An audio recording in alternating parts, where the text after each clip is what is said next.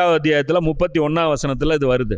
இந்த குறைஷிகள் என்ன சொன்னாங்க அப்படின்னு என்ன சொல்கிறாங்க, மேலும் நம் வசனங்கள் அவர்கள் முன் ஓதி காண்பிக்கப்படும் போது அவர்கள் கூறுவார்கள், நாங்கள் கேட்டுக்கொண்டோம், நாங்கள் நினைத்தால் இதை போன்று நாங்களும் உருவாக்கி கூற முடியும், இவையெல்லாம் முன்னோர்கள் கூறி வரும் கட்டுக்கதைகளே என்று வேறில்லை.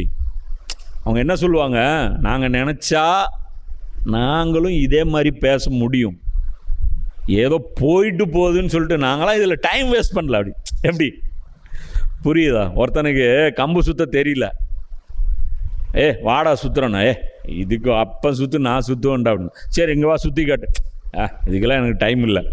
அப்போ என்ன அர்த்தம் புரியுதா இல்லையா சொல்கிறது?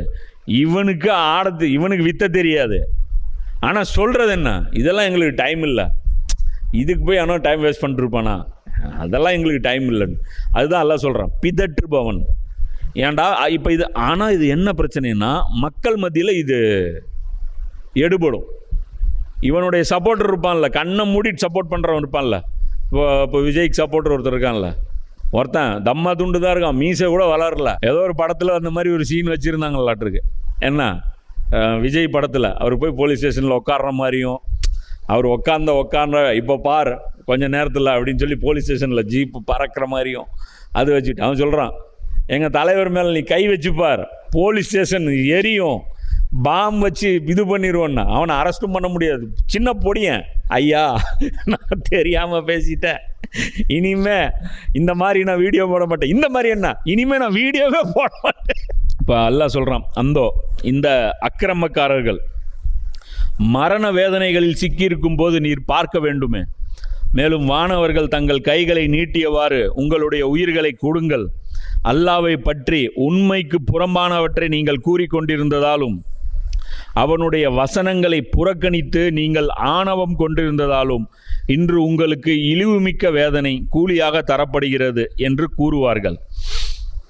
அப்போ அல்லாஹ் என்ன சொல்கிறான், இந்த அநியாயக்காரர்கள் இப்போ இவங்களுடைய மவுத்துடைய நேரத்தில் இவங்களை நீ பார்க்கணுமே, இப்போ இங்கே இவ்வளோ திமிரா நொரண்டா இது மாதிரி நாங்களும் எழுதுவோம், எங்களுக்கு தெரியாததெல்லாம் ஒன்றும் கிடையாது அப்படின்லாம் பேசுகிறாங்கல்ல, மவுத்துடைய நேரத்தில் பார்க்கணும்.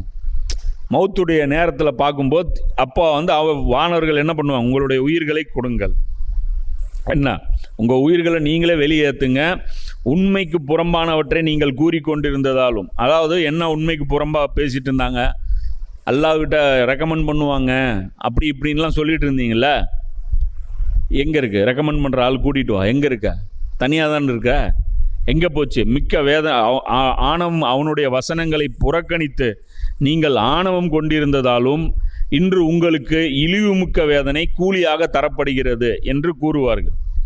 அப்போது கபரு நரகம் மட்டும் வேதனை கிடையாது, உயிரை கைப்பற்றுறாங்கல்ல, அங்கேருந்து அசாப் ஸ்டார்ட் ஆகிடும்.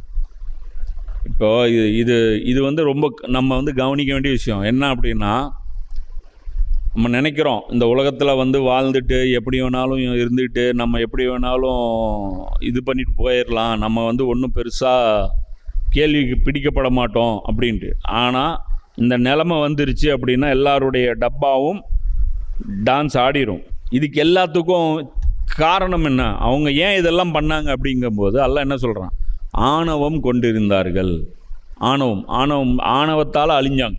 ஏன்னா இந்த ஆணவம் என்ன பண்ணிச்சு, யூதர்களை மறுக்க வச்சது எது, ஆணவம் தான். ஏன், நாங்கள் இவ்வளோ சிறப்பு வாய்ந்த இப்ராஹிம் நபியுடைய வாரிசு, எங்களை விட்டுட்டு எப்படி இவருக்கு வேதம் வந்துடும்.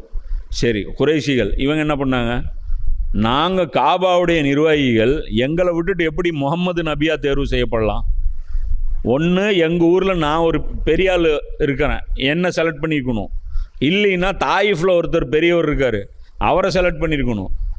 இவர் வியாபாரம் பண்ணிகிட்டு இருந்தவர், இவரை போய் செலக்ட் பண்ணிக்கிறான் அல்லாஹ் கொஞ்சம் கூட செலக்ட் பண்ணுறதுக்கு அப்போ யாரை குறை சொல்கிறாங்க புரியுதா? ரசூல்லாவை குறை சொல்லலை, இவரை செலக்ட் பண்ணானே அல்லாவை குறை சொல்கிறாங்க.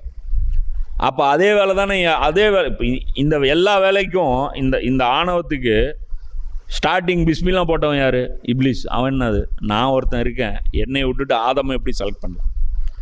அல்லாவுடைய ரூ ஊத போகிறான்ட்டு அல்லாஹ் சொன்னான்ல, ரூ யார் மேலே ஊதி இருக்கணும், என் மேலே ஊதி இருக்கணும்.